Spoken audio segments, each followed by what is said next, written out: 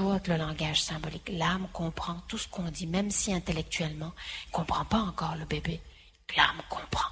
Puis l'intention, ça va dépendre de ce que c'est pour moi un initié. Pour une autre personne, ça peut être autre chose. C'est l'intention que j'aurai par rapport à ce mot.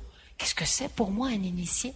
Une initiée, c'est quelqu'un qui met à la première place son travail ici sur Terre, sur les qualités, les vertus, les pouvoirs à l'état pur. Tout ce que va faire cet être, toutes ses relations affectives, professionnelles, chacune de ses actions, cet être sait que c'est juste pour développer des qualités, des vertus. Un initié peut tomber, chuter, il est loin d'être parfait, peut être croche quelquefois. Ouais, mais il y a toujours ce même objectif. Je suis ici sur Terre juste pour développer des qualités, des vertus. Et c'est cette intention-là que je marque dans sa conscience à l'enfant quand je le prononce. Tout est, d'ailleurs, quand je le dis, c'est ça mon intention. Et l'abondance, qu'est-ce qu'on a inscrit dans l'enfant quand on dit ça, cette phrase? Regarde, l'abondance, va pas la chercher à l'extérieur. Elle est en toi. Abondance spirituelle, intellectuelle, affective, physique. Puis un jour, oui, ça peut se matérialiser à l'extérieur. Mais un initié peut vivre parfois des périodes de manque, de disette, mais dedans, il y a toujours l'abondance parce qu'il y a une compréhension profonde. Et c'est pas juste pour l'enfant qu'on fait ça. Un jour, on considère tous les autres comme des parties de nous. Il y a une intention. C'est aussi mon enfant intérieur que je nourris de cette manière. J'évolue simultanément. Puis, je peux le faire même sans enfant. Quand je mange, au lieu d'avoir toutes sortes de pensées, d'émotions, c'est une nourriture pour l'âme, ça.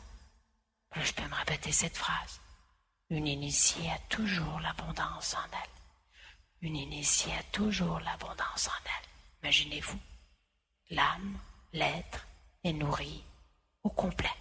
Une autre phrase aussi que je leur dis encore souvent à Ariel et Gabriel, mais quelquefois, quand ils pleurent, mais ils pleurnichent, qu'il y a un caprice, puis c'est normal.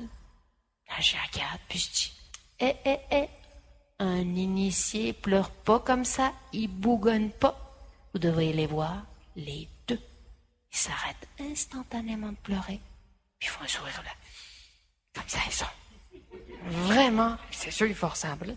Ils reprennent, ils comprennent, là, leur âme est un initié, il n'y a pas des caprices, comme ça. Alors un jour, j'entends Ariel, il y a son frère qui pleurnichait comme ça. Puis elle dit, Gabriel, un initié pleure jamais. Et je dis, Ariel, tu peux pas dire ça. Un initié peut pleurer. Mais il pleure pas parce qu'il n'y a pas ce qu'il veut, il n'est pas content. C'est pas pour ça. S'il bougonne pas, là, elle avait compris. Il ne faut pas inscrire le refoulement, hein, c'est bien important. Donc, les fois d'après, elle me regardait et elle me disait, une initiée, elle peut pleurer, hein, mais elle peut pas bougonner. Avec son doigt comme ça.